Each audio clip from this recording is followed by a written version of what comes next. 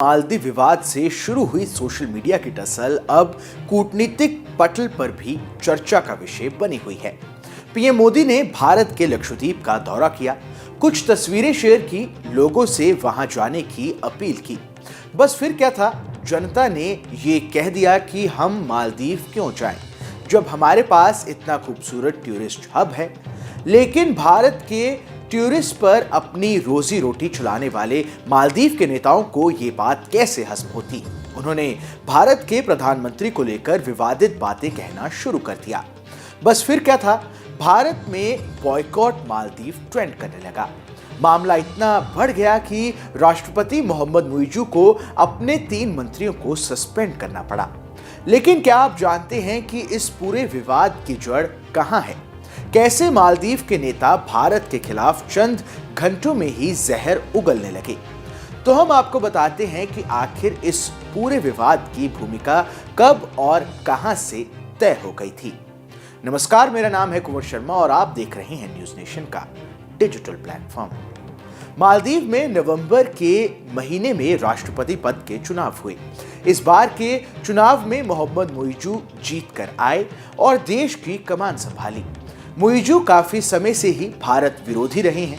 हाल ही में राष्ट्रपति बने मुइज़ू ने अपने चुनाव प्रचार में ही इंडिया आउट कैंपेन चलाया था। ऐसा माना जाता है कि अपने भारत विरोधी कैंपेन के चलते ही मालदीव के राष्ट्रपति चुनाव जीत पाए।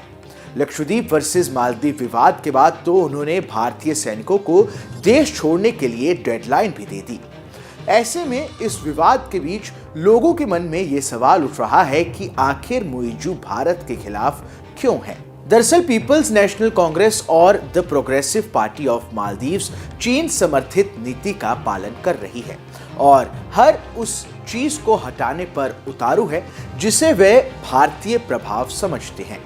इसी चीन समर्थित नीति के चलते उन्होंने चुनाव इंडिया आउट के मुद्दे पर लड़ा था। सितंबर के अंत में मुइज़ू की पार्टी के समर्थकों ने माहौल बनाना शुरू कर दिया था कि इब्राहिम मोहम्मद सोलेह की पार्टी पर भारत का प्रभाव है। इसके साथ ही भारत की तरफ से भेजे गए 2 हेलीकॉप्टरों को सैन्य मौजूदगी की तरह से दिखाने की कोशिश की गई थी। वहीं मीडिया रिपोर्ट्स के मुताबिक फरवरी 2021 में मालदीव की राजधानी माले के पास हार्बर और डॉकयार्ड तैयार करने के समझौते को भी ऐसे दिखाया गया था कि ये प्रोजेक्ट बाद में भारतीय नेवल बेस बन जाएगा।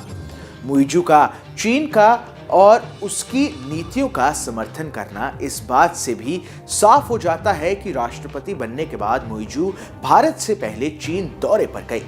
इससे पहले लंबे समय तक मालदीव के राष्ट्रपति पहले भारत का दौरा करते थे।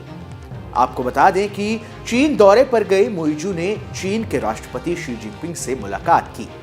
इस दौरान उन्होंने दोनों देशों में पर्यटन सहयोग समेत 20 अहम समझौतों पर हस्ताक्षर किए हैं।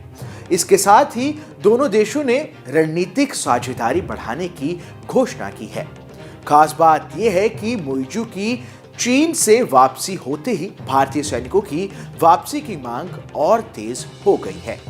ऐसे में यह कहना गलत नहीं होगा कि चीन समर्थक होने के कारण ही मुइज़ू भारत को इतने तेवर दिखा रहे हैं। इस खबर पर आपकी क्या प्रतिक्रिया है, हमें कमेंट कर जरूर बताएं।